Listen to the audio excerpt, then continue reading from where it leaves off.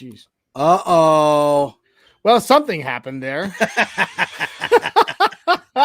I'm not sure what happened there. I didn't touch it. It's like someone just barged in while Johnny was changing. I didn't touch it. It wasn't me. Well, you know what? Hey, we're live a little earlier than we thought, okay? We didn't get to the intro video today. I'm kind of sad about that. I almost want to start it over. What do you guys think? Should I start? No, we're not starting it over. We're not starting it over. Hey, welcome to Nothing Rhymes with Orange and Blue Podcast. I'm Johnny Baki. With me this week is my buddies Glenn Hauser. Wrong way. That way. Glenn Hauser and Mundungus Creevy. How are you guys doing this week? I mean, we actually got to see some football. I was trying to catch the game when I was at a water park, so that was interesting. I was trying to catch the game during the opening. Yeah. That's terrible. Shut up. I kind of wish I had like a waterproof phone. I could have just been going down the water slides with my phone. Yeah, okay. Anyway, yeah, I'm sorry about that. Okay, no. But anyway, I was at work and I was watching the game. So there you go. Anyway, but hey, we finally got to see some football. Like it was awesome. It felt so good to see some football. So, hey guys, welcome to the Nothing Rhymes with Orange and Blue podcast, part of MHRT Networks. We are a fan-led Broncos-based podcast that goes live every Sunday at 6:43 on Facebook, YouTube, no longer on Twitter for now, and Twitch. All right, so we're on Facebook, YouTube, and Twitch. All right, we're going to talk all things Broncos. We're going to talk about what we've seen in the preseason so far. If you like what you see, if you like what you hear, make sure you give us a subscribe. Make sure you give us some shares out there, guys. Share it out to your friends. You know other Broncos fans. I know you do. Get it out to them. Let them see it. They want to be part of the NRW crew and MHRT families. They just don't know it. So let's make sure that they figure it out real quick. Okay. So how are you guys doing? Good. Doing just great. Chilling. Yeah. Just chilling. I don't get to just chill very often. So this is kind of cool. Basically, Mike will take any shift that's thrown his direction now just to get an hour. I can shut the door and just leave the rest of the world out there. Let my wife deal with it. And I'll be in here. I mean, it works. It works. Glenn, how are you doing? Doing great. I mean, yesterday was a good start, I would say. So. I thought it was a very good start. I'm doing all right myself. It's been a rough weekend for me and my family. We have reasons that I don't necessarily need to go into on the podcast, but we've had a pretty rough weekend. Some sickness with our children, with one of our children again. That was scary, and I'll go ahead and say it. We right after we got back from when my child was in the hospital, as soon as like an hour after we got back from the hospital, our dog had a fatal seizure and died. And so it's definitely been a trying weekend. The only good thing to come out of this weekend so far is the Broncos. So let's jump in the comments real quick and just give a shout out to everybody. We got Dave Glassman in the house, says basking in the glory of a dominant victory. Go Broncos! So and then he asked about the time thing. Don't worry about it, Dave. Okay, we had to start late, and it's not, and it's my fault. Okay. Johnny was grooming the beard. That's right. I can do that while I'm driving and stuck in traffic. And he says, better to wait than have me try to do it mobile again. Yeah, completely agree. Mobad is in the house. He says he's just chilling. Jay Weaver, my cousin Jay Dreamweaver, is in the house. Oh, and by the way, I totally forgot, Glenn, I wanted to mention again, congratulations on your new MHRT nickname. That's right. Glenn Mile High Fiber Hauser. Dude, I'm telling you right now, it was close between that or Metamucil. So Metamucil was the first you had... one we really threw out there. And then we're always busting your balls about being the guy, the oldest guy on the network. The old guy in the club, yeah. Yeah, so Metamucil was fitting, and then Mundungus was like, "Well, what about high fiber?" I said, "How about Mile High Fiber?" That's perfect. See, this is why Johnny and I can't talk and discuss business things. It's bad because it turns into that. It does, and it's so worth it. We got Shadow Jacker in the house. How about them Broncos? I love it. We got let's see. I know I saw another one. Richie Rich is in the house. Good afternoon, all. Good afternoon, Rich. EJ's in the house. What's up, Broncos country? Danny Trujillo on Facebook. What's up, Danny? Sorry for my loss. I appreciate that, Danny. It's been a rough weekend, but we're getting through it, and we're going to be okay. So why don't we get down to brass tacks? I mean, I don't want to talk about anything else right now. The Broncos over the Vikings, 33-6, preseason 1. I mean, I thought regardless of, who was on the field as far as, starters and backups, I thought it was a great game. I don't know what you guys thought, but, give me your thoughts, because I was on cloud 9 yesterday with that. I'm with you. We had a lot of internal chat with our group texting, and I'm of the opinion that game 1, it doesn't necessarily matter who you're playing, what players you're playing. We had a lot of first teamers that didn't play as well. No one's talking about that part.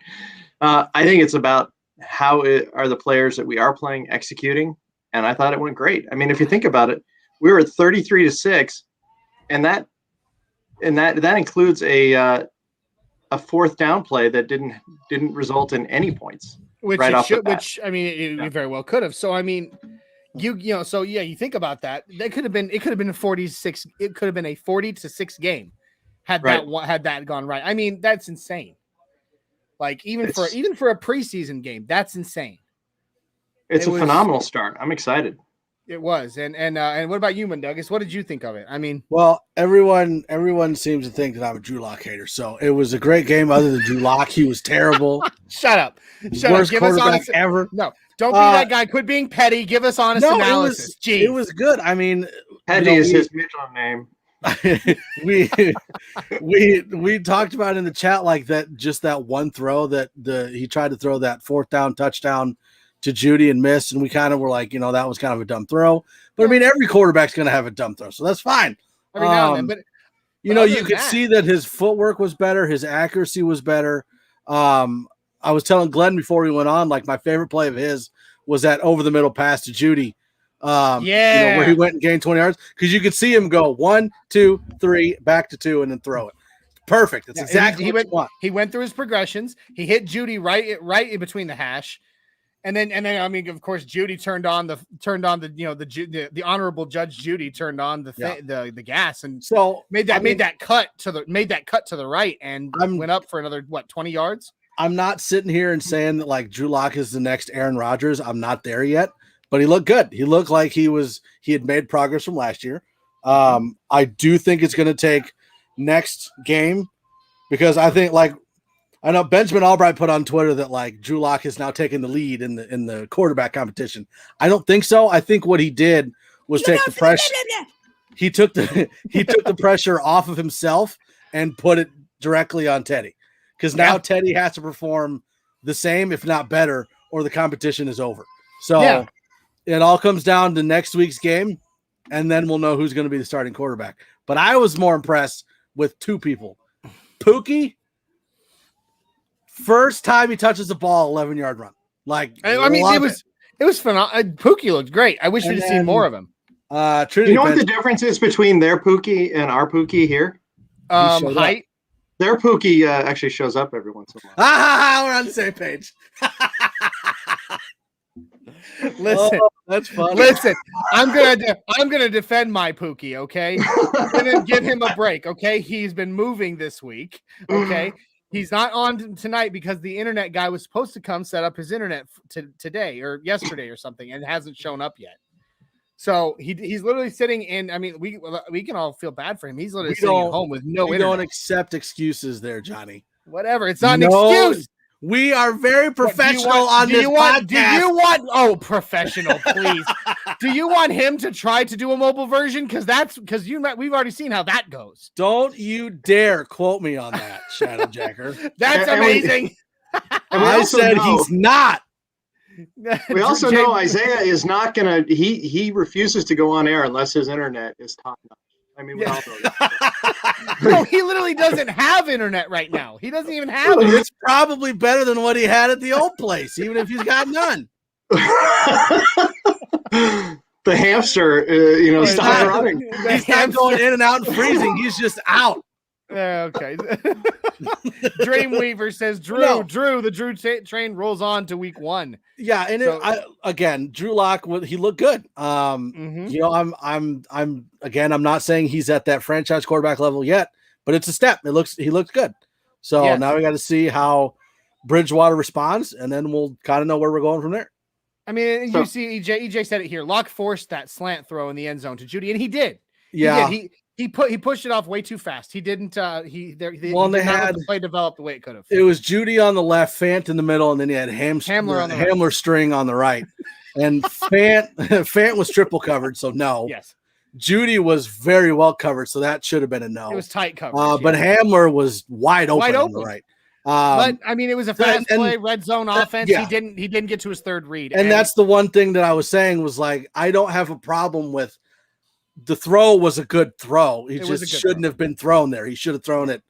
But you know, it's red zone. You're trying to do it quick. I get it. Mm-hmm. Yeah. I mean, first drive of the year. You know, I did repurpose my old number 5 T-shirt. Don't make me turn on. But you know, as far as the quarterbacks go, what was promising for me is that they both did well. So yes, so it's they did. We're in a much better position than if one of them excelled and the other didn't, or if they both looked like garbage out there. So I mean, I would absolutely agree with you. And I believe, I believe all along that it's Drew's job to lose. I don't really buy they're going into it evenly. You know, and the best thing for this team would be for Drew to get that, and for Teddy to be a great backup. And yeah, it would be. It absolutely would be. I mean, I know that I think Drew pulled himself away a little bit, and only because he took he took a little bit more risk, but those risks paid off. I mean, they really did. He, you know, that 80-yard bomb to Hamler, that was an incredible pass, incredible catch, right on the money. He went through his progressions, and it was a great play. Yeah. You saw him take a little bit more risk. They both played very solid. In fact, I think Drew had one more incomplete than Teddy did. Yeah, he was 5 and 7, and Teddy was 7 of 8. Yeah, 7 of 8. But Teddy was still taking. You saw it. We've said it. You know, but people have said it a lot. You know, he's safe. He does the checkdowns and the short passes and keeps it close to the vest. And that's okay. That's fine. If that's ultimately what helps us win games, fine. But right now, Drew Lock did pretty much almost the same as him yesterday. He did. I will tear you a new one, Dave. I just had a fight about this yesterday. Stop it. That's funny. That's funny. So, Mike, I interrupted you with you were talking about the two players that stood out for you, and one was the other one was going to be Trinity Benson, and you know, he's making the team. Who just said it? It was Shadow Jacker. He was asking if Trinity is going to get a spot. I honestly think he's going to be wide receiver 5, with potential to be wide receiver 4, depending on if Hamler gets hurt. But it also sounds like they're not going to have Hamler at all on special teams. And it's going to be Benson and or Spencer. And I was honestly very impressed at Hamler, considering, you know, how he played yesterday, considering how, you know, the his injury during this offseason. Yeah. I was nervous, honestly, when I saw the starting roster that KJ Hamler was listed on there. I was like, didn't we just isn't he just now getting over a Hamler string issue? And then, you know, all of a sudden he's taking off down the field, 80-yard bomb from Drew Lock for a touchdown. And he had several great catches, great plays. I know it's been pointed out a couple times this afternoon on Twitter, but the fact that he was running outside of the camera, angle, that they had to swing over to catch up to him because he was so great. Yeah, he was fast. I have to say, and he has KJ has such a presence in all these videos, these behind the scene videos or the daily questions and things. I mean, he is such he's a gold mine for this camaraderie that this team really has. And, we've heard Teddy talk about the wide receiver room and the closeness of that. I think KJ has a lot to do with that because he's just funny, you know, and he's a character and he's a talent as well. So, you know, it's in regards to Benson, I think he's not a guy you could put on the practice squad and expect to keep. And that's, he'd go. I guarantee it. You put him on the practice squad, he's getting signed somewhere else. So Like let that. me ask you guys this. I think that yeah, EJ, right. Like, come on. I think Tim Patrick's going to be traded. That's my feeling. We have too many young guys that we need to protect, that we can't put on the practice squad, that we, Patrick's going to be gone after this season. Cortland is coming off a major injury, even though we want to sign him. Yeah. I think you got to keep Cleveland, and I think you got to keep Benson on the team. And Seth Williams too. What do you think? I mean, I agree. I don't know. He's Trinity Benson has absolutely just shown up and showed out. Not just yesterday, through camp. I mean, we've seen how many little highlights during camp have we seen of Trinity Benson, Drew Lock's Trinity Benson, Teddy Bridgewater to Trinity Benson. Down the sideline, up the middle, the skinny post. We've seen him pulling all kinds of routes, all kinds of catches, and they're great catches. And we saw it yesterday. From both Drew Lock and Teddy to Trinity Benson. He had 2 touchdowns yesterday. That's freaking phenomenal for this guy. So, Johnny, I got to ask you this question, and I asked Mike earlier, so he knows the answer. But how many yards did Trinity Benson have in receiving yards yesterday? I didn't look. What would you guess? I said it was 87. I would have said about 80, 83, maybe. 36. Really? He had 4 catches, 36 yards, 2 touchdowns. Wow. But he had such a presence out there, wasn't it? Yeah, he really did. I want to bring this up real quick. Glenn, it looks like everybody's throwing shade at your jersey. They haven't even seen, how many how many jerseys does Glenn have? They haven't even seen the rest of the room. Like, I know. Mr. Boggins, I need Glenn to get me a job where I have to be able to afford that many jerseys. We got Glenn, or we got Chinese EJ, Philippines Glenn, jersey. Stop that. Glenn showing off his wealth with his jerseys. Hashtag wealthy Glenn. That's why he doesn't want to turn around, because it's the number 5 and says wealth on the back. That's why Glenn is G Money. Oh, fine, I'll turn around. We even have the money eyes with the green tongue. I mean, what's funny is you guys have never seen that side of my man cave behind my computer, but I actually have more jerseys than Glenn has behind him right now up on my walls. So yeah, but Glenn's are real. Yeah. Painted cardboard doesn't count. Oh, darn it. Shucks. Shoot. You make fun of my wood panel walls, I'll make fun of your made up jerseys. Johnny got his jerseys a Build-A-Bear. I did. In fact, my Build-A-Bear Broncos bear is right over there. Thank you very much. It was a gift from my son, you jerk. Anyway. So, okay, going back up. So we had some questions here that I like this question by EJ. He said, do you guys think Locke would have looked the same against the first team defense of the Vikings? No, I don't. But I don't think he would have looked that much worse either. I think, and I told Glenn this, I was more concerned with seeing the first team defense against the first team offensive line than I was about seeing the first team defense against Locke. Right. Because the offensive line we know has issues. I want to be able to see where the issues are. Mm-hmm. And so, do I think Locke would have done as well? No. Do I think he would have played poorly? No, probably not. But I think from now, his biggest thing is consistency. Like, he has to go into that Seahawks game and play well. Because if he doesn't, same thing as last year. Good game, bad game. Good game. And I was getting ready to bring that up actually later in the show. I mean, but we'll go ahead and talk about it now. Absolutely. Well, let me just answer what I think on this. He may not have had the stats or perhaps a long bomb, but what I was looking for was good footwork, progressions, decisions, and why would you think that would have changed? His technique would have been different with other personnel on there. So I think, but at the same time, like, a lot of the issues last year was when he was under duress. There wasn't really any pass rush. So you throw that first team defensive line in there, maybe it would have changed, but I don't think it would have been like terrible play. I just think then we would have seen if he's able to maintain the proper decision making instead of just throwing it up and letting it fly. Right. I mean, like I said, I think he would have played like we would have seen some of the highlight reel plays we saw yesterday, in my opinion. No, I don't. I think it would, things would have been a little bit closer to the vest for Locke. But he proved but regardless, second and third string players are still NFL players. Yeah. Like they may not be the starters, but they are still NFL players. And that means they are some of the best in the world. They're in that elite group. And then Flacco. And then Flacco. But I mean, let's name some second string players on our team. Do you want to? Because we might be here a while. No, but that's my point.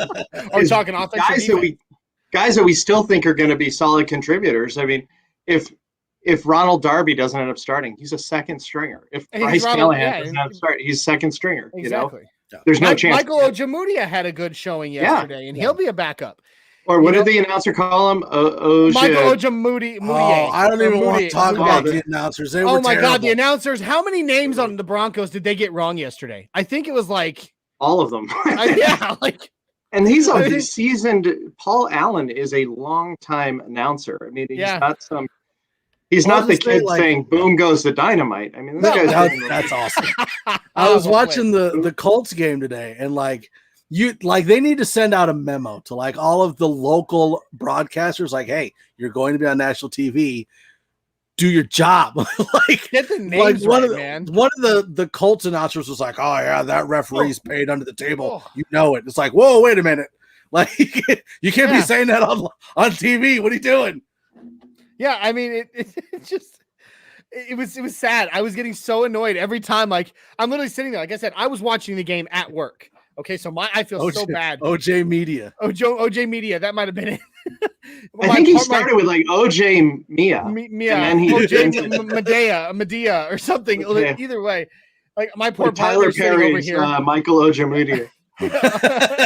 like I said, I was watching the game at work, and my poor partner is sitting over here trying to just ignore the fact that I'm watching a football game. And every couple of seconds, I'm like, God, his name is Michael Ojemudia. Do your freaking job. I was getting so mad. It's like that clip from the show of Balake. Hey, Ron. Yeah, Timothy present. Jaquelin. Where's Jaquelin? Where's Jaquelin? Jacqueline. Listen here. Son of a. Listen. Hey, you done messed up. Hey, Ron. It's true. They was getting the names wrong. It was bad. I mean, I do agree. I think that he looked a little better because he was against mostly second team players. But I think he's done enough to have earned that starting spot if they give it to him. They did. And he's shown progression. Yeah, for me, that's what we asked for. For me, I think that it still stands of I think they're still going to give Locke the first 4 games. Same thing with Teddy. I think they get the first 4 games to show that, hey, we're not going to go in here and mess it up. And then we go from there. So right. I think he's done enough to earn it. I just can't say that he's won it yet until we see how Teddy plays against the Seahawks. Right. And I don't know if you guys saw the post game, and there were one. I mean, they even got Benson up there in front of the reporters, which was interesting. So he earned it 2 touchdowns, man. I mean, so check it out. I did share it on the MHRT Facebook page, but I just wish he'd done a Ricky Bobby in his first interview kind of thing. The ball flew really good today, and I don't know what to do with my hands. That'd be really funny, But gets up there and pounds the table. That's my quarterback. Yes. But Drew seems so relaxed in front of the press this year. Have you noticed that? He does. He seems. I don't know if it's because he seems to have a good relationship with Bridgewater. There's reports that they get along very well behind the scenes, even though they're friends. You've seen them. You've even seen them during training camp. They showed shots of them just warming up, stretching out, and they were just sitting there slapping backs and laughing. And I mean, you could tell they were at least getting along. Maybe they might not go out for a beer together after the game or something, but you can tell that they get along at least somewhat. Yeah, and it was interesting. The Vikings announcer that was doing the game, I don't know if you caught that, but when Bridgewater got that big ovation when he came in, he said that he's one of the kindest, most affable athletes in any sport that you'll ever meet. And I thought that was, I mean, you don't get a bigger compliment than that, for sure. Yeah, you really don't. I'm gonna pull this question by KB82 Ken Booker. He's on Facebook today. He's commenting on Facebook today. That's a new one for us because he's usually KB82 on YouTube since we gave him that nickname. He says, "What's up, fellas? What player on the bubble are you rooting for the most to make the team?" Ooh, excellent question. So I'm trying to think too. I don't know. On the bubble that I want to make the team. I don't know if I have one. I don't know if I have one that's on the bubble that I want to make the team. I know there's one on the bubble that I thought would make the team that is probably not going to. Who's that? Deontay Spencer. Or no, sorry, Tyree Cleveland. My bad. I would take Spencer over Cleveland. I was going to say Tyree Cleveland. Unless Spencer's hurt, then I would. Well, because Tyree Cleveland's not going to do special teams, whereas Spencer and Benson will. Yes. So that's why I think that they wouldn't put Plus, if you compare Spencer and Benson's training camp against Cleveland's, Cleveland is behind both of them. Yeah. So that's why I say that. But as weird as it sounds, I'm going to go with Royce Freeman. I mean, well, do you still think he's on the bubble though, given Mike Boone's injury? I think so, because Mike Boone was going to be back in was it 3-4 weeks? Like he'll be back, right? But here's the thing. Here's how I'm looking at it. I'm like, this is what I got to wonder, right? So he gets carted off the field. What was it? Quad injury, right? Mm-hmm. Yeah. Right. Yes. So he gets carted off the field. Has gone 3 to 4 weeks. He's only been seen in training camp. Now, up to the end of training camp, sure, he was, tentatively the number 3. But without getting to actually see him in game situations leading up to the regular season, do you think they're still going to give him that slot? Yes. Was he a free agent or did we trade for him? No, free agent, but he was a Viking free agent. Okay. Yeah. So I was going to say if we traded for him, then it's a definite. No, but it was a free agent signing. I mean, okay. So you think Royce is on the bubble still? I think so. Okay. I don't think they carry 4 running backs. I think they carry 3. So who do you think Bellamy makes the team? No. He had a pretty decent run yesterday, at least on special teams. I might keep him on special teams? I honestly think that it's going to be Gordon, Williams, and Boone as the 3 on the roster, and then they might put Freeman special teams or practice squad, but I don't think they carry more than 3 running backs. And if we could have our listeners pop in and put their opinions too, we'd love to hear. Well, and especially with the amount of cornerbacks and the amount of wide receivers we have, you'd think that they would use that 4th running back spot for a corner or a wide receiver. So that's why I think they're only going to carry 3. Yeah, I mean, I can see it. I thought he had a pretty decent return yesterday. That impressed me.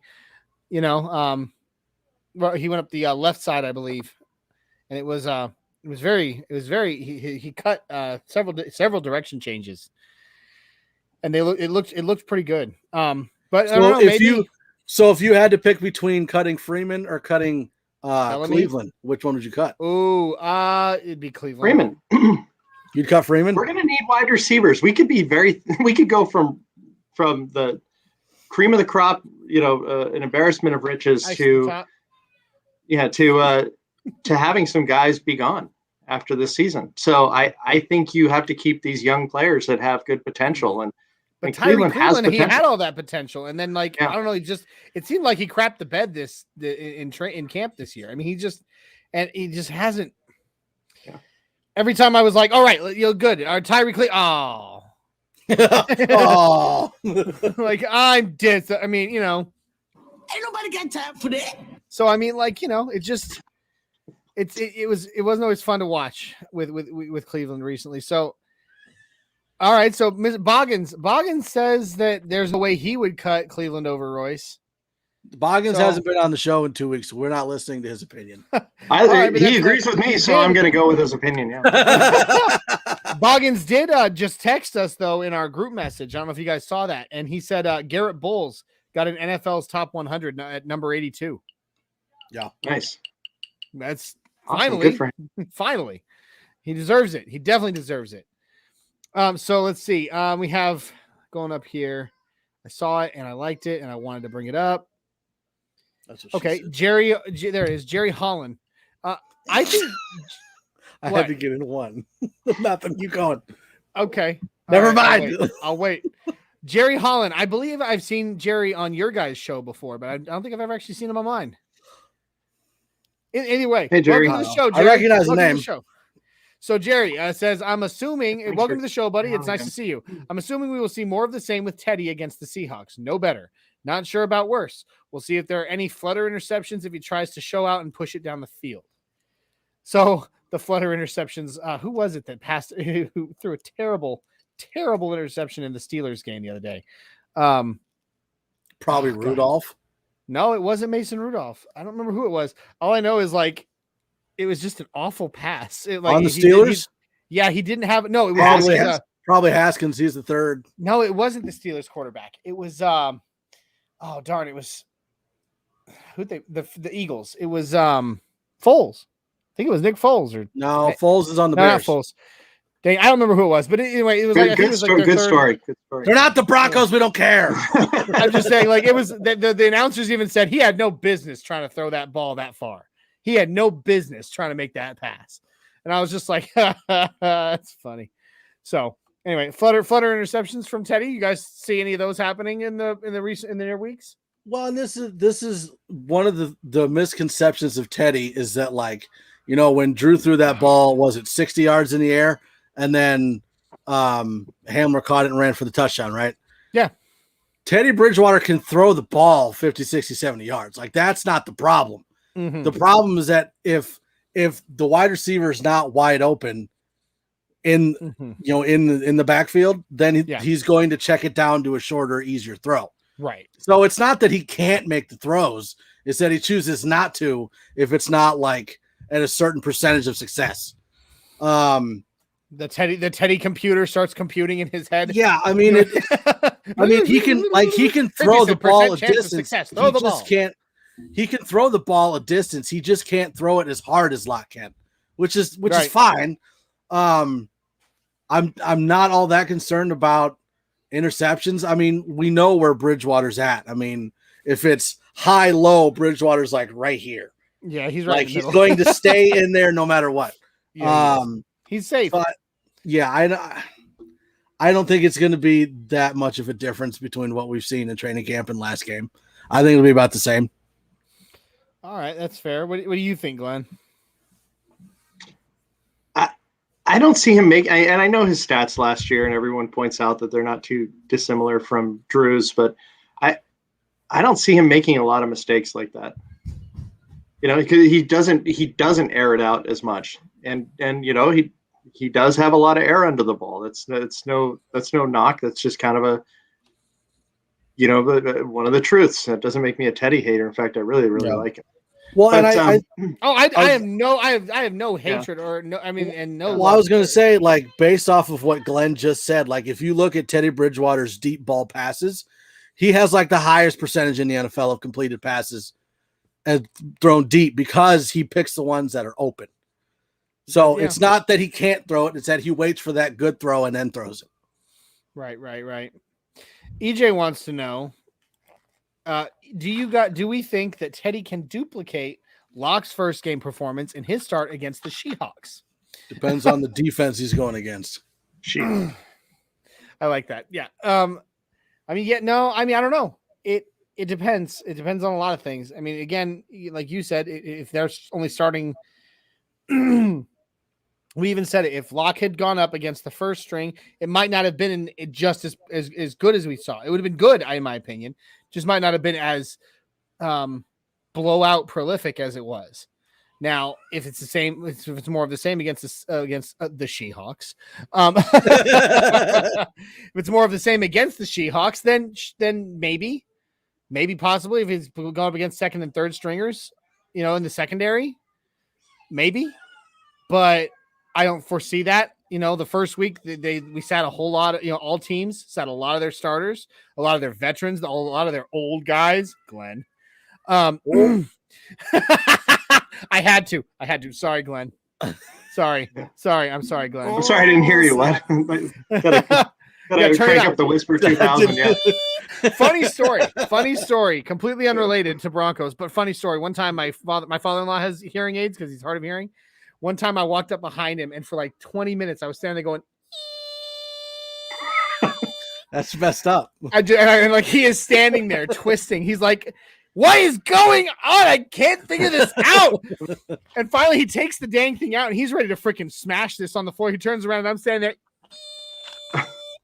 And he's like, he looks at me. I'm not going to repeat on this show the words he called me, but we've laughed about it since. But it definitely took him a while to laugh about that. But anyway, so you know, like I digress.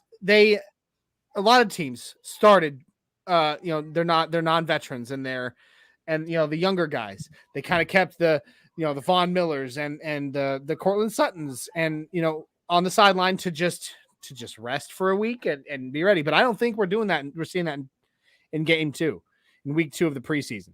I don't know about you guys. I don't think we're going to see all that many of our starters sitting the whole game.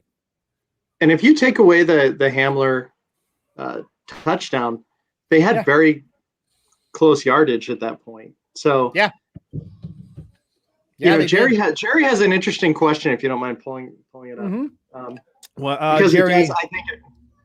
Okay, I found it. There it is on Facebook. Jerry Holland. So, go ahead. Read it. Not a Teddy hater. I just wonder if at any point he'll try to start pushing it if he feels the heat of losing out on the starter position, or does he just sit back and wait for Locke to blow it? And it's interesting that Jerry brings that up because Teddy doesn't seem. He seems like a professional, but he doesn't seem cutthroat. And so maybe behind the scenes, he's grinding to win this starting job, but out in the front, I don't necessarily see it. So I think he's content being the backup. It just feels that way. I think he's a team player. I think that's what it really comes down to. He, right, you know, like, okay, right. look back at Joe. God, I don't want to say his name. Can we not? I'm just saying he was not a team player. Not a team player. Yeah, there you go. That's my impression. Not a team player at all. All about number one, all about himself. He had zero interest, in my opinion, of helping his teammates. Now he wanted to win games, but he didn't want to help somebody else if it meant that, you know, there was a chance that he could lose his job. Now, Teddy, on the other hand, I truly believe is the kind of guy who steps up, meets Drew Lock, and goes, hey, I get we're competing. I get we're both vying for the same job.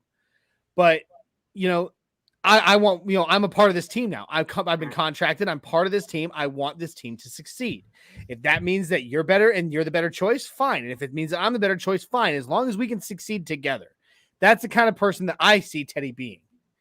Yeah, I don't think agree. I don't think it's either one for Teddy. I think he's at that point in his career that he's been around long enough that he knows what kind of quarterback he is. He knows what's brought him success, and he's going to stick with that.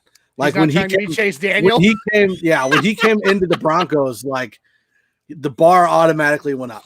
He's like, listen, you guys know, like at my worst, I'm here.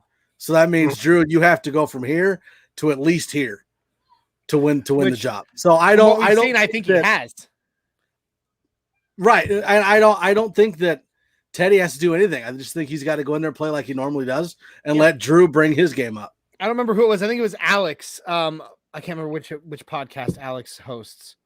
Dang it. Anyway, I saw it on Twitter. Alex said what it is that Teddy's floor, we've said it, we've heard it before. Teddy's floor is higher than Drew, was higher than Drew's at the start of this offseason. But Drew's ceiling is higher than Teddy's. Right. So where we're at right now is that Drew is finally starting to inch up and get his floor to where, in my opinion, to where Teddy, to near Teddy. And then if he can just continue that momentum and, like we said earlier, be consistent, we can finally see that ceiling that we've been hoping to see in Drew. Yeah. So, but the big difference between this year and last year is if Drew gets hurt or his consistency isn't where it needs to be, we're not staring Jeff Driscoll in the face. We're not looking at Brett Rippon, right? So we're looking at a first round professional, a great option as a backup. And Yes. I know we're talking as though the decision's already been made, but I do believe that it's going to be Drew. And I mean, we continue circling back to Teddy and Drew, which is fine. I'm okay with it because right now that's the big news. That's the big thing to talk about. But like, oh God, I had the thought, and then it just gone. You know, you mentioned Flacco, by the way. I had a Glenn moment. Good Lord. If you had a Glenn moment, you would have remembered it. Oh, sorry. I was talking about dementia, but that's okay. I know. But you know, with Flacco in Philly, when he signed, same thing. You know, it's not my job to help Jalen Hurts. Yeah. The guy has not changed a bit. No. You know, no, and he has not. He has not at all. And it stinks. I wish, I mean, like, because the guy was a great quarterback. And it would have been, you know, it'd be nice to see him pass some of that off to some future generation, but no, he's never going to. And I really, you know, all I can say is I am so thankful he is out of Denver. Yeah. So okay, there's my thought. That's what it was. It was Teddy versus Drew. Going back to the quarterback competition, mm-hmm. I saw it was Alex. I can't remember which Broncos podcast he hosts. I follow him on Twitter. There's just so many. He was talking. Well, Alex used to host Broncos Brawl.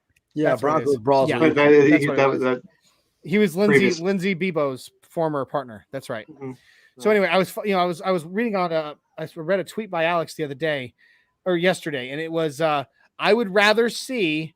I love that these two are playing so close right now because I'd rather see it be close and know that is going to be my starter and my backup than have it be a blowout and know that my backup is going to suck. Yeah. Mm-hmm. You know, so like, you know, everybody's like, oh God, why is it still so close? You know what? That's kind of a good thing. Because no matter who gets the start, we know that if one of them craps the bed and drops the ball, the other one is still poised to make kind of the same waves. Yeah. Mm-hmm. You know, that is not a bad spot to be in.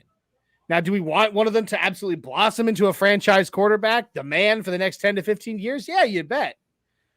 But I mean, that is not a bad place to be in, knowing that both your backup and your starting quarterbacks are pretty well the same, you know, the same. Because if one's going to get it done, the other's going to get it done too. Right. So, Glenn, that's for you. So that was Caden Stearns. Okay. I mean, that was unbelievable. That hit the break. I mean, that was a touchdown, and he broke it up. Yeah, I mean, like honestly, another millisecond. It would probably only taken another millisecond for him. I don't know who the wide receiver was for the Vikes at that moment, but for him to gain full control of that ball enough for them to call it a touchdown. Yeah. He hit him at the perfect second, laid him out too. I mean, he upended him. It was great. Oh, it was great. I loved it. And they're like, even in the review, they're like, nope, that is definitely not a complete pass. And I'm like, yes, that was phenomenal, man. That was fantastic. And we haven't even got to one of my favorite things I wanted to talk about. How about freaking PS2, man? Pat Surtain. I mean, he balled out yesterday. It was awesome. He's a talent, man. And everybody is saying the same thing, the pro ready. And this guy is going to be in the starting lineup day one. Mm-hmm. I know he was playing against a backup quarterback, but you know what? He made the read, he made the catch, and he ran it in. So it's you know what I loved about it too? And what's that? As someone who's a total Broncos pack rat, he didn't keep the ball. Did you notice that? Like he dropped it wasn't like, you know, I'm a rookie at my first touchdown. He was doing the full Chariots of Fire thing, you know, arms out back, just dumped it. I love that. Like it was awesome. And fun thing, he reminds me of I don't know if you've ever watched his dad. If you remember his dad, yeah, he looked like his dad. I remember. Wait, so you're saying the son reminds you of his father? Yeah, of the father. The apple hasn't fallen far. Who? I'm saying, like, even at that moment, like just the moment where like he was circling into the back of the end zone, the way he was like celebrating looked like his dad. The same way he ran, everything. He did. And all I could think was, holy crap, it literally is the reemergence. I mean, it's like they cloned him, you know? And they're like, we're going to put 2 behind it and say that he's junior. You know what I mean? Like, it was great. It was absolutely fantastic. Let me see. So Dave had a question about Jewel. Go ahead and not Dave. It was EJ. He said, "Do you guys think Sternak can start week 1 if Jewel is not ready?" After what we saw yesterday, yeah. Well, I think No doubt. I think Jewel's going to be ready, but I don't know if Jewel's going to get his spot back. Exactly. I mean, Like- going down here, where Mr. Boggins, I know you guys said we're not listening to him, but I'm just gonna give him a chance. You guys said No, you guys talk about Sternad. I'll He was listen to Boggins everywhere. all day long. First game. Do you think since college. Boggins listens from his bathroom or just broadcasts from it? No, just broadcast from the bathroom. Yeah. He listens from the couch. I think he listens from either his bed or his couch. He's probably in a different side of the bathroom when he's listening to when he's he's broadcasting. I'm fully expecting our count to go down by one. Just in a second. It's like MHRT. He's got the shower curtain. Nothing rhymes. He's on the toilet. So that's that. His Nothing nickname rhymes is, with plop. You his know? nickname is MB2. Yeah. He's it's same thing. with KB82 and MB2. That's awesome. Let's see. So go down. Denver Gator. Haven't seen you in a while, buddy. It's good to see you. As a fan, QBs aside, I was pleased with our 2s and 3s, showing they belong in the league, especially our defense. We know our 1s are studs. The depth is looking strong so far. 100% I agree. I don't know about you. The way I look at it is like our 1s is like all-time history-making defense. When our 2s get in there, we're like every other team. You almost made me choke on my. It's like that's how good our depth is. That's actually a good point. Though. You can say whatever you want about Peyton, but with the team the way it is now with the depth, A+ from me. Absolute A+. And since we're talking about like George Payton, I want to talk about a coach, Pat Shurmur. Yeah, I'm impressed. I hate to say that because I have been. I mean, everybody talks about you, Mundungus, being a Drew Lock hater. I am, and I have been all offseason massive Pat Shurmur hater. Not even holding it back. I admit that I cannot. I just wanted to, you know. So I was actually very pleasantly surprised with the play calling of the game yesterday on the offense. Well, and I'd been saying it all last season when people were hating on Shurmur. Listen, it's both. It's Locke and Shurmur. Like Shurmur is calling plays because of where Locke is at. Nobody likes to know it all. It happens. I can't, But Locke is painting Shurmur Locke is painting Shurmur into a corner with his play calls because of how he's playing. So now that Drew is playing better, Shurmur can open it up a little more. So and I think at the same time, like Shurmur has had more time now to sit down and like be like, okay, here's how I'm going to tool this offense to fit. Maybe he actually finally listened to the fans. Maybe he listened to the fans and was like, maybe I should actually, maybe tool this, to my players' strengths. Dave agrees with me. He says he says actually though at the beginning, so that that tells you he usually doesn't agree with you. He agrees with me. Actually agree with Mike. This defense is top 5, top 10 all-time healthy. On paper, I hate that. I'm not going to say it anymore. I'm so tired of saying it on paper. But on cardboard. Dave originally wrote surprisingly agree, and then he's like, I better just say it. He went back and edited it. That's what I'm saying is like he said actually, which totally shows he normally doesn't agree with you. He changed surprising to begrudgingly, and then begrudgingly, I must admit. I mean, that just sounds like now we're in a Game of Thrones episode. Begrudgingly, I must admit, I do not agree with you, sir. I had to open up my dictionary to find that word. That's too good. Johnny, I'm going to go with. How do you not own a dictionary? I do. I'm not in the bookstore.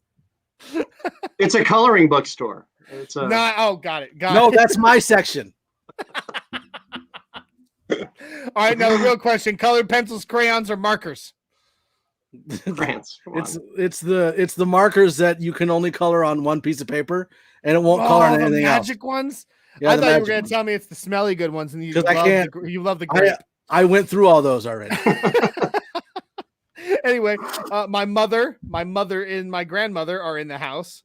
Mom and Graham and mom in the house. Love it. Love it. So your Graham and your mom are in the house listening to the show while we're talking about sniffing markers and pooping. You should meet my grandmother.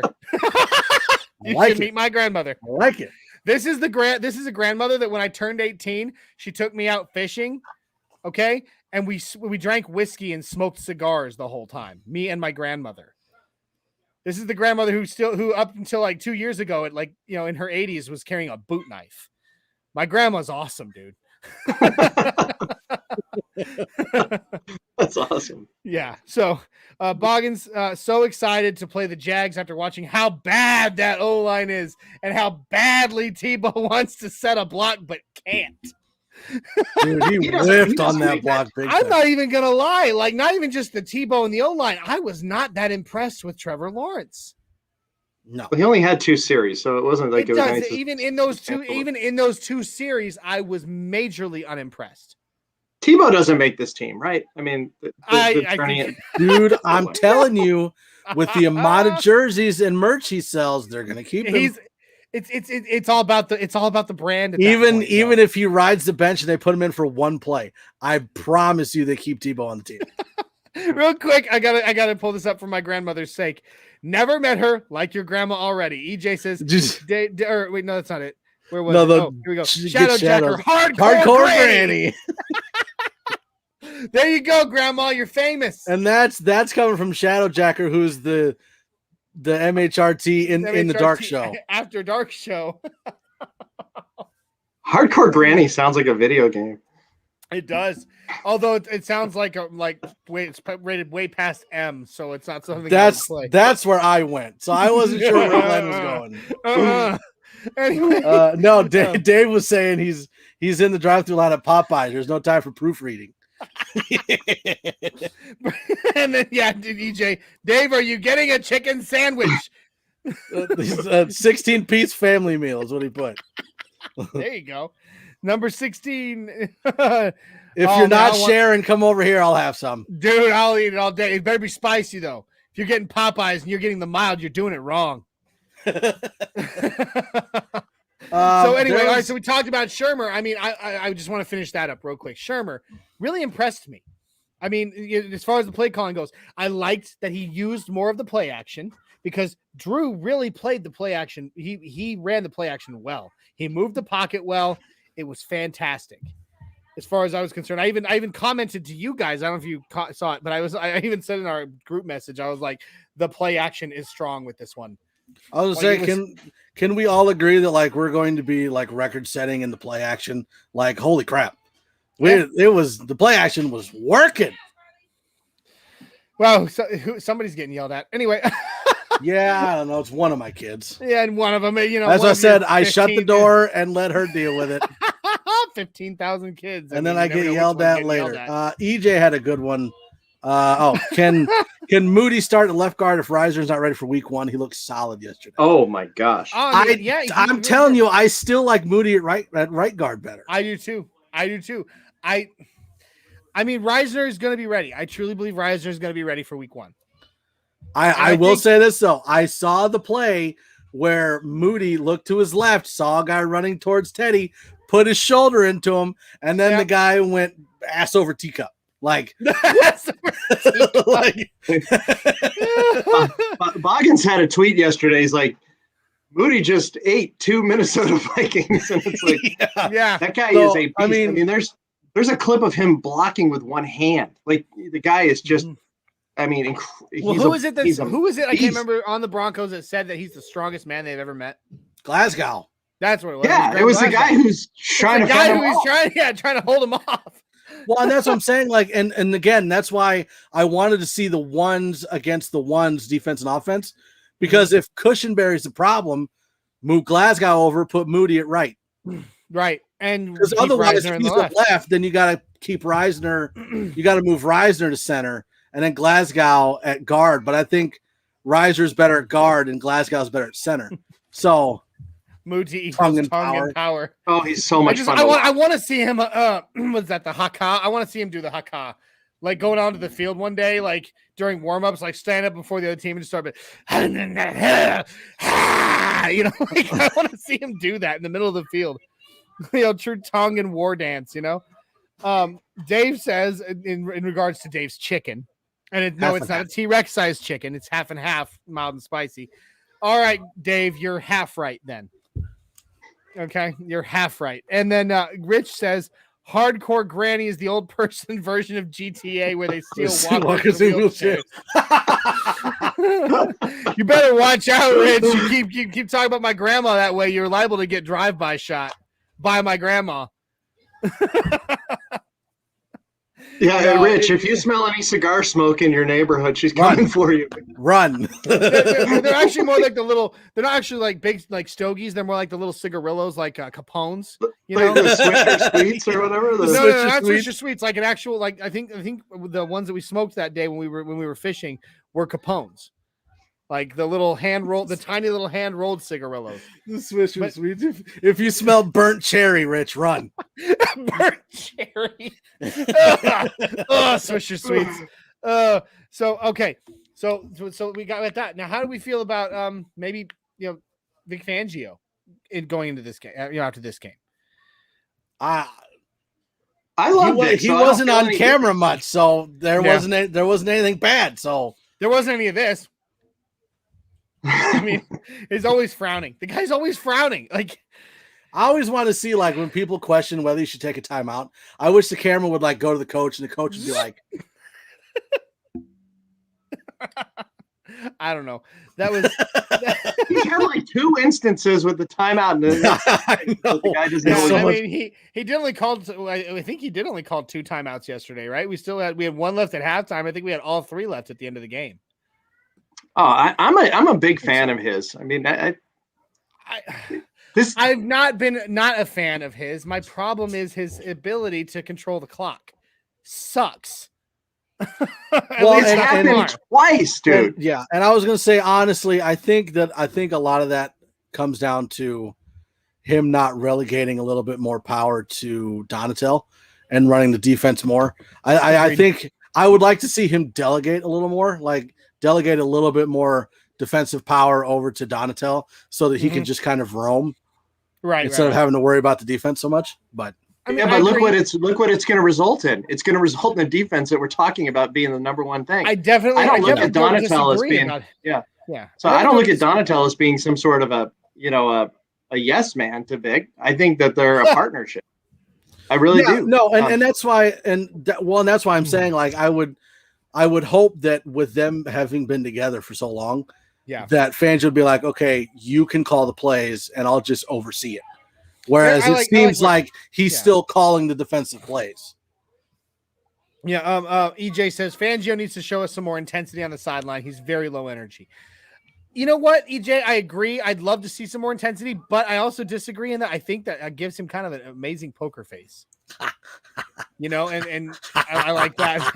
Begrudgingly agrees with you again, Mike. Hey, I'm on a roll. See, when I'm not hosting, I'm smart. Dave. That square that Mundungus is in right now, it can't get any bigger. So you got to stop because that head's going to start to swell soon. I can zoom out. Nelson Nakatsu. I've never seen. I don't know if I'm pronouncing that right. One. Welcome. That's Nelson. a new one. So Thanks Nelson, welcome to the show. If you haven't already, please give us a subscribe, okay? And share it out to your friends. All right. It's good to see you. He asks, did Judy drop that pass in the end zone or was it deflected? It was deflected, Nelson. It was very, he was very tightly covered. Not so tightly that it might have resulted in an interception.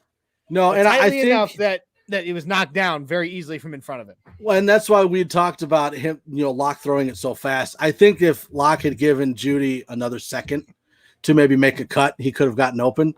But because he threw it so fast, he wasn't open yet. That's why I was saying right side hammer was open, or you could have waited maybe another half second for Judy to make a cut. Maybe even 3/10 of a second. I mean, honestly, it wouldn't have taken that much longer. But again, we said it was the first drive of the first preseason game, and he was and it was a red zone offense. I mean, and that's a fast offense. and that was after Williams touchdown got called. Yeah, back. We had the touchdown. We did. So, it happens.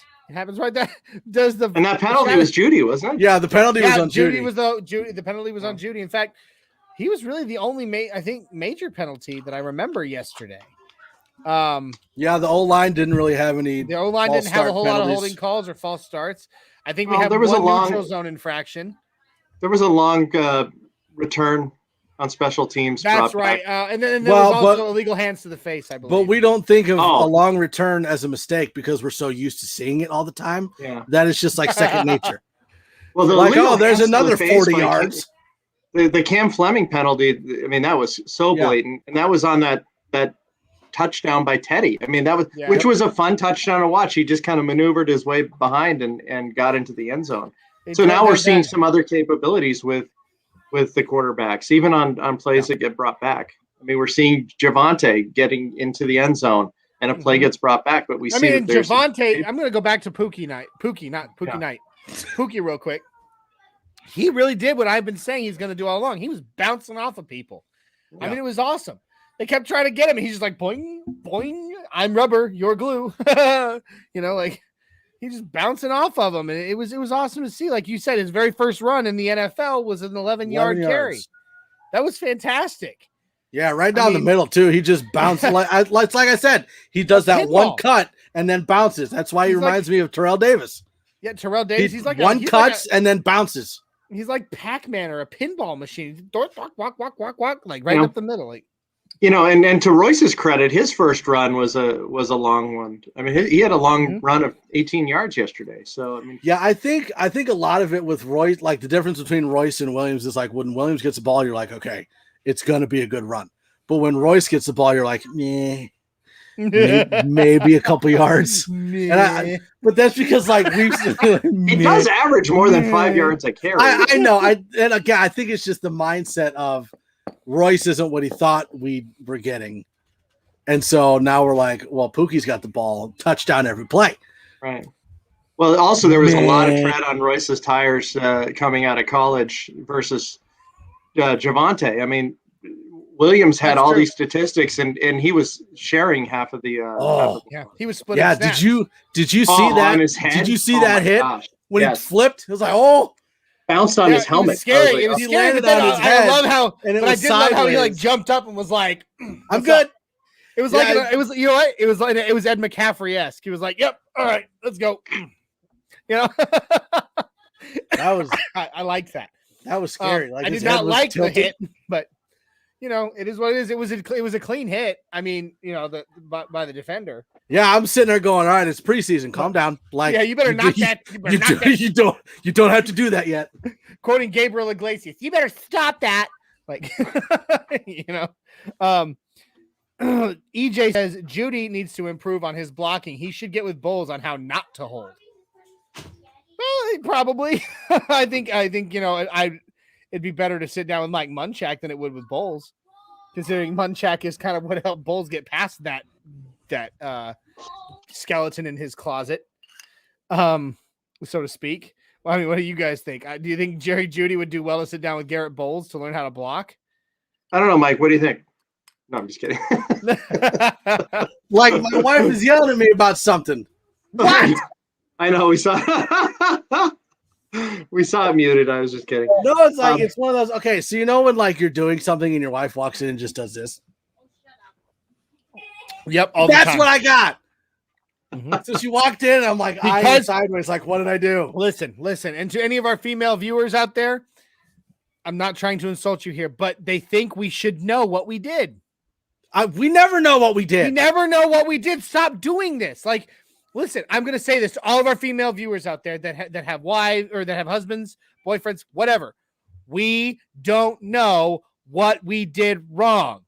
Quit stopping and staring at us like we're supposed to know, because we're just going to look back at you like a dumb dog who's just gotten caught pissing in the corner. At least be like when they walk in, they're like, I can't believe you did that. Well, that at least gives me a place to start. Like, okay. What have I done in the last 30 minutes that I probably shouldn't have done? And then I can kind of figure it out. But when you walk in and just stare at me, what does that mean? What happened? You know what? I got to say, I'm on Team Mandy anyway. So you stop it. I mean, can you imagine what she deals with? Go have some more fiber. Leave me alone. Stay regular. I'm sorry. Let's get off of that before we lose. When I said fiber, she gave me the weirdest look I've ever seen in 15 years. Wow. And I mean, we're never going to get it. Okay. Ever. ever. We're never going to get it. You can stare at us all day long. We're not going to get it until you point out what we did wrong. And then I'm like, oh, you're right. My bad. Or, I'll take care of it. Boggins is right. Shut up, Boggins. Shut up, Boggins. So, all right, I want to. We're getting lower on time. So, is there anything from the game yesterday you guys want to talk about that I haven't brought up yet? Well, how about we talk about what you expect next weekend? Okay. Ooh, that's a tough one. I haven't really watched much in the way of the Seahawks yet. I plan to do more of that this week. Do we know if we're getting first team or if we're getting second team? Because I know we didn't know with the Vikings until like 2 days before. But do we know if we're getting first team defense with the Seahawks, or are we getting back? You mean their first team defense? Yeah, are we getting their first team defense? I believe so. I don't know why. I don't know if you keep. Obviously, maybe keep them in only maybe a quarter or something like that, or a few drives. But I think I don't see why you would, with only 3 preseason games, why you would sit them, in the second week. You need to get them game ready. They need to be game ready. Even look, as a person who's worked in the medical field for a long time, skills are perishable. You know what I mean? Like, they need to cut their teeth. They need to get ready, because think about it. This is week 2, but there's only 3 preseason games. So that means in 2 weeks time, we're kicking off the regular season. Mm-hmm. We're no longer, in practice mode. This is game. It's go time. Go time. Yeah. Well, and I also wonder if we're going to see the first team offense as well with the Seahawks, because I am curious. We've heard and seen a lot of Draymond Jones, Von Miller, and Bradley Chubb, along with Reed and Cooper, getting in the backfield after quarterbacks. But Drew Lock and Kirk Cousins are not Russell Wilson. So I would like to see how the edges hold up against Russell Wilson. Yeah, it would be great to see. I think Russell Wilson's about to get a slap in the face from a secondary he's never faced before. Like, hey, Russell should have stuck to baseball. Pow. I was waiting for you to hit your mic. Yeah, no, I've done that before. I've learned. If the Seahawks are any in line with what the Rams are doing, I saw that McVay said as long as he coaches that team, Matthew Stafford is not playing any preseason games. So I would expect that Pete Carroll's probably going to take the same approach with Russell. Well, and when you bring up the Rams, like having Drew Lock and Teddy Bridgewater play against a Rams defensive line without Aaron Donald just isn't the same thing. Like that's why I want to see like how the players offensively and defensively hold up against the number ones, at least for a series or two, just to kind of see. Because you're not going to go out there and be like, the Rams defensive line is going to crush the Broncos without Aaron Donald. Like, no, that's not going to happen. No. So it's not. But there's still value in going against these other players. No, definitely. Well, like I said earlier in the show, they're all NFL players, regardless of if they're second or third string. These guys were good enough to be considered professionals. You know what I mean? Like, even if we're waiting for that 53 roster cut, these guys have still been good enough. Just think about how many college football players there are in this country. Yeah. Going, before the NFL draft and before free agency, think about how many college players there are. And then think how many of those players actually get to go to the big stage. Whether or not they are the starters or not, these guys are the best. Yeah. They are at the professional level, and therefore, even if they're not first stringers, they are still good enough to be NFL players, and therefore, it's good enough to they're good enough to go against. If you guys take my meaning, if that makes any sense, right? Granted, now going up against someone like Aaron Donald it definitely is a game changer, because he is. Let's be honest, Aaron Donald is a generational talent. But the best offensive line in the league has trouble with Aaron Donald, so it really that's true. That's what I'm saying. So it definitely changes the game, but ultimately, I think all it can do going against these set 2s and 3s is just strengthen us. Yeah. It's all it is it's getting strengthened. Boggins says, I expect to be at the game. That's what I expect. We're counting on you, Marcus, to be there. Honestly, after the message that the Broncos sent the NFL this week, and that's what it was, in my opinion, a message. I fully expect us to go out there and continue the same. That's going to be mine for the week. I believe we're going to see pretty much the same out of Teddy because he is consistent. He is nothing if not consistent. He may not be franchise level quarterback, but he is a consistent quarterback. I think we'll see the same, relatively the same thing. Good, safe passes that are easy to easily caught and by our players. Yeah, by our players. But I think that Drew Lock is going to continue the same as well. I think when Drew Lock takes over after him for a while, I think we're going to see the same thing that we saw with him as the starter. I am predicting that a lot of it because of my hope and sincere prayer that Drew Lock can figure this out and be that guy. But also because I was so highly impressed with what I did see of him yesterday that I think he can keep it going. I think he can ride that momentum. I'm hoping, but I think he can. So I don't know. What about you, Mundugas? What's your prediction? Hater time. Really? Really? GoDaddy.com. There's a bug on your freaking camera. There's bugs everywhere. It's bugs. Is that a bat that just flew by? It's like across your fly. camera. There's this fly that just literally walked across your camera. That's what I've been looking at while you're talking. Is this fly? I mean, that thing is sitting there. Don't be afraid. Be very afraid. I mean, you're looking at me. I don't see anything different happening than what happened against the Vikings. I think the Vikings and the Seahawks are about at the same place. So I think that Teddy's going to play like Teddy normally does. Mm-hmm. I don't know if he's going to light it up like Locke did. I mean, I guess he didn't light it up, but hey, compared to what Locke had been doing, Locke lit it up yesterday. In comparison.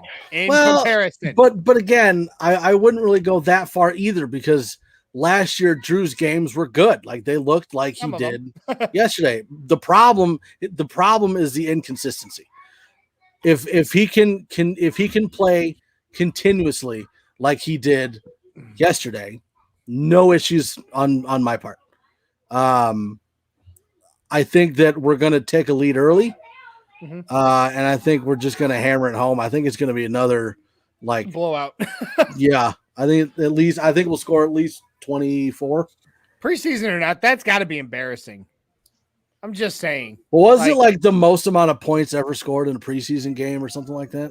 Or an opening game? But it has to be embarrassing since you just spent all these days together. You knew what you were playing. You guys don't remember what you've done the last week against these guys? Well, but again, I mean, you were looking at number one offense versus number one defense, and in the game, we were looking at the number 2s and 3s against a mix of 1s and 2s and 3s. But what I'm saying is, it was like, so some of the defense had 1s, but then there were 2s, and then the offense had some 1s and 2s and some 3s. So it was a different mix than 1s and 1s. I get it. I can see what you're saying. But channeling my inner Vance Joseph. No, I think don't do it. Don't do it. I was going to mention practice. I'm just going to practice, not a game. Practice. The fact that we don't have to go backwards and readdress some of the things that maybe the coaches have been working on with these guys because they didn't execute well on all levels. I'm talking about just in any position group. Is such a benefit. They can start plotting forward as we're moving to the next game. So I think that exactly right. Dude, I was looking at the one above that. Vance is having another. Vance is having the time of his life. What are these guys smoking? How many of all these people agreeing with you? What are they on and where can I get some? Anyway, that just about does it. I want to do one more thing, and I hope you guys will help me start this. I want another thing that we started here. Listen, you're gonna like this. Does anybody in this group right now have a hot take for this week? Something that they think that is kind of out there past what everybody else thinks. So a hot take to make for the upcoming week. Hot take to make. Thanks for giving us some notice. Appreciate it. I honestly just thought of this, so you're welcome. This is one of those moments where like people are like, "How come you had like 5 seconds of dead air?" It's because Johnny asked me a question that I got to think about, and he waited. What about is water wet? Go ahead. Think of your hot take. No. Yes. Oh, WizKid debunked that last week. I was gonna say at this my point, hot take is Andre Mintz makes his team. By the way. All right. There's you. I don't know if there's really any hot takes to have. Like, I keep thinking like Draymond Jones 2 sacks on Russell. There you go. But your my hot take is Mike's wife is standing outside the door right now. Yeah, I guarantee mine's at the bottom of the stairs. Waiting. She's not, and that's what scares me even more. You have no idea. You have no idea where she's hiding. Mike, stay out of the tall grass, Mike. I have no idea what I'm about to walk into. So that. All right, Tony just dropped a hot take on us here. Who did? Tony? Tony Williams, my buddy up in New York. Hot take: Sternad will play so well versus Seahawks that he won't be giving the job back to Honey Bear Josie. Ooh, I like it. Tony's a New Jersey guy. Just wanted to. I know he is. But he reported on the Jets, the Giants, and forever. I mean, he's a good dude. I love Tony. Shadow Jacker Teddy B has a rushing and a throwing touchdown. How about this?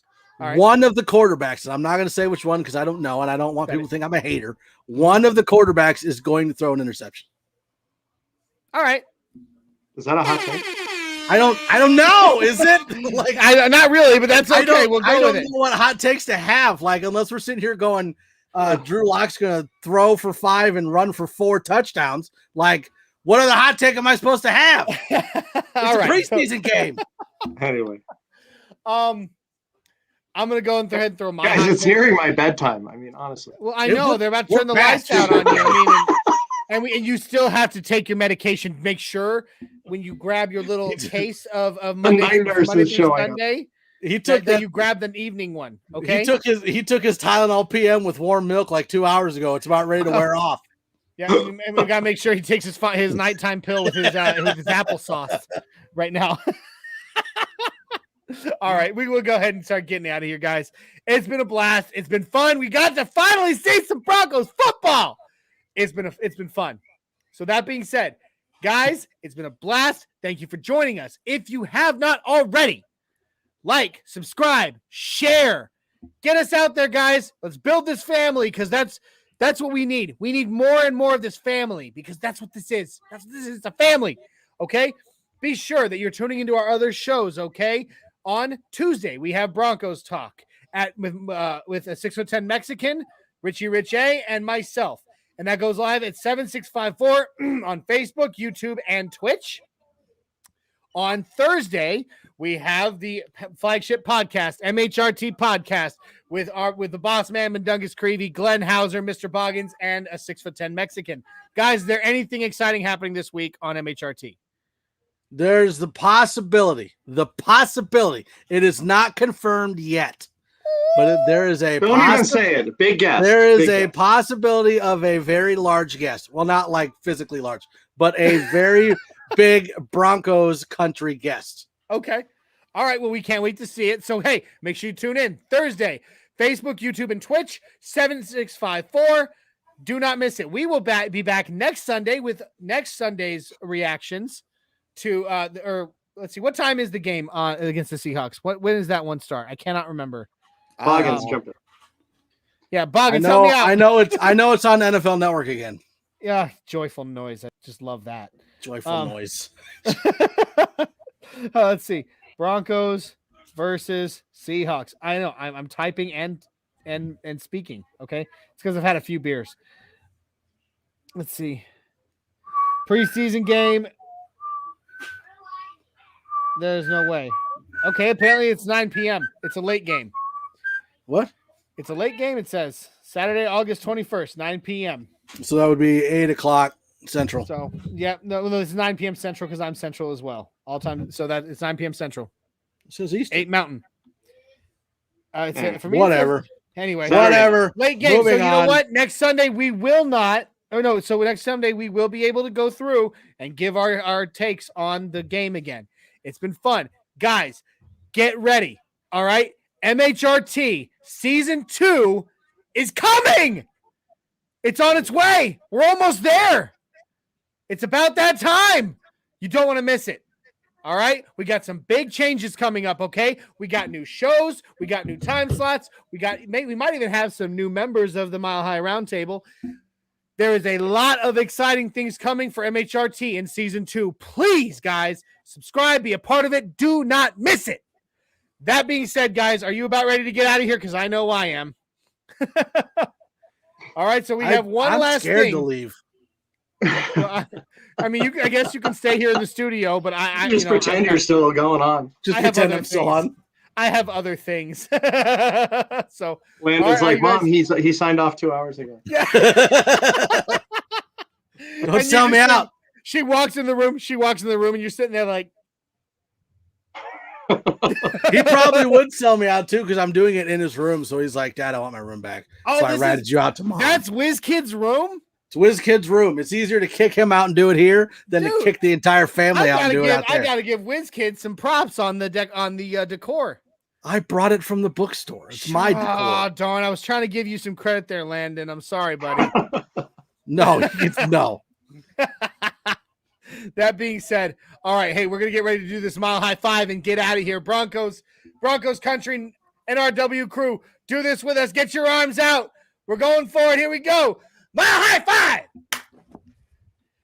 I love it. Thank you, Broncos country, and good night.